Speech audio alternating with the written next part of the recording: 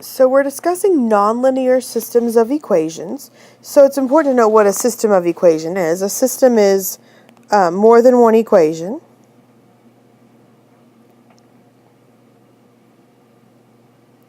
So if they are nonlinear, that just means they're not lines. So nonlinear equations is an equation whose graph is not a straight line.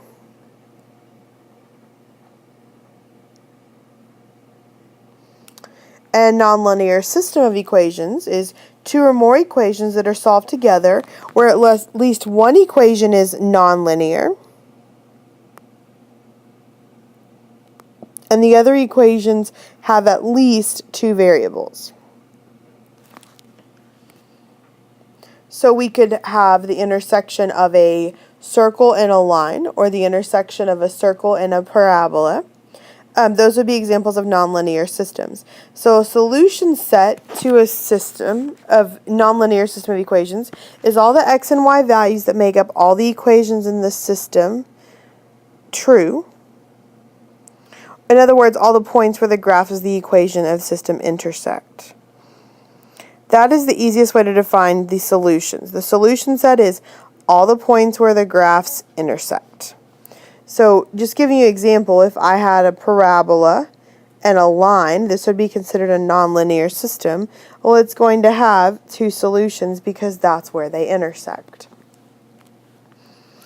So down here, we're supposed to use these descriptions below each axis to sketch a nonlinear system of two equations with the given number of solutions.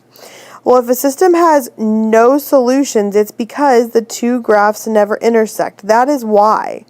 So if I want to graph something with no solutions, I just need to graph two lines, or not lines, I'm sorry. I need to graph two graphs that never intersect. So if it's nonlinear, I can use circles, ellipses. I could use hyperbolas. I could use parabolas. Or I can use lines. I can use any of those. So I just need to sketch something that has no solution. So I'm going to draw an ellipse and I'm going to draw a parabola. And those two things never intersect. For the next one, it says the system has exactly one solution because the two graphs intersect at exactly one point. So for this one, I'm going to draw a circle. And I'm going to draw a line, and that line is going to be what we call tangent to the circle, which means it only touches at one point. So one solution because it intersects at one point. For the next graph, we're going to graph one that has several solutions because the two graphs intersect at several points. Well, several just means more than one, so it can have as many as you want it to. So we could draw a hyperbola and an ellipse.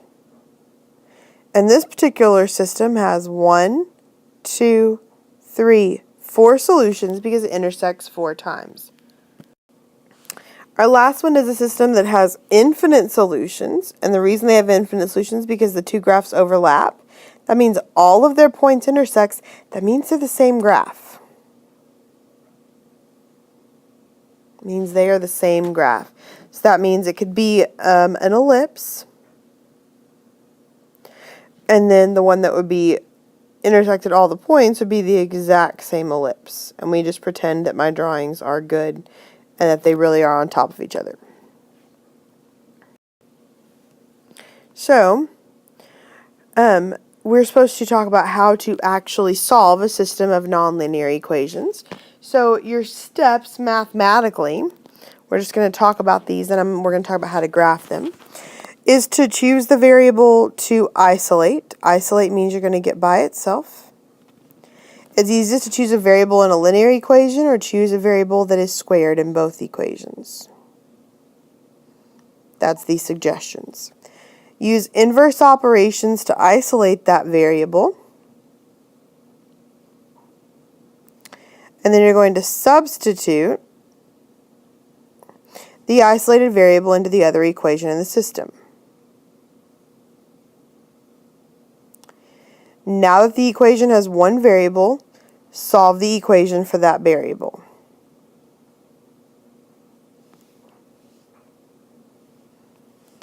Step 5, we're going to substitute again. There's a lot of solving and substituting involved here. Your solutions into any of the original equations in the system and solve that equation for your second variable. Step 7 says to check your solutions, and you can do that by substituting all solutions into every equation in the system, or graph all the equations and verify that every solution is a point of intersection. What we're going to be doing is we're actually going to graph these, and we're going to be graphing these using Desmos, desmos.com, which you should have used a little bit in semester 1. So we're going to go ahead and graph. So go to desmos.com, and you're going to graph x squared plus y squared equals 25 and 3x equals 6y. So I have graphed these two equations using the Desmos app, which you are welcome to use on your iPads if you would like.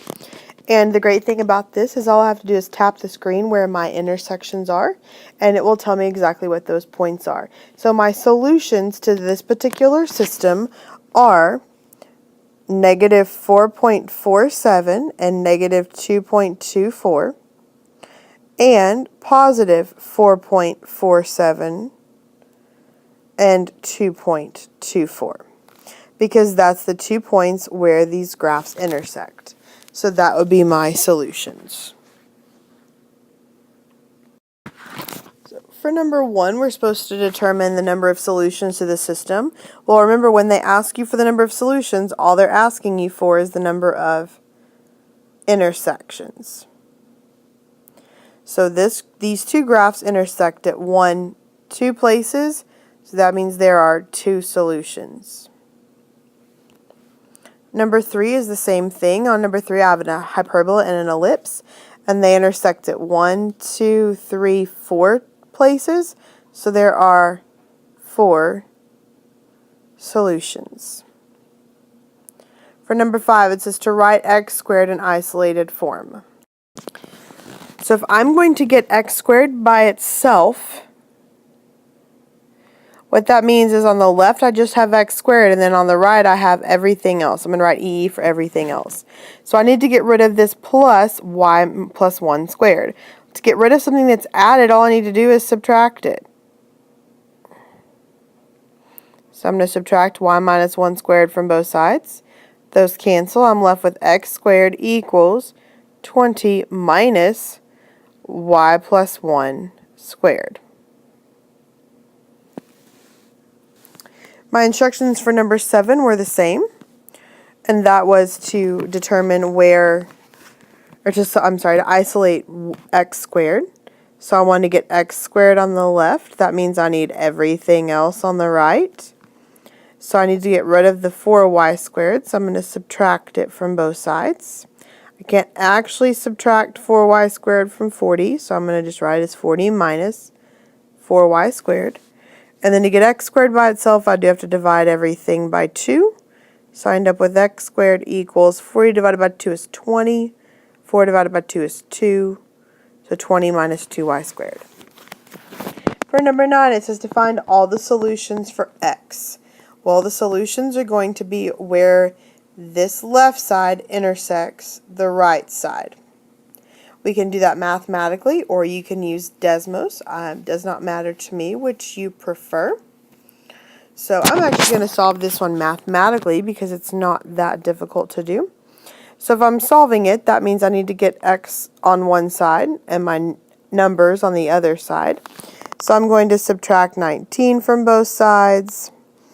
So 8x squared equals 35 plus 3x squared.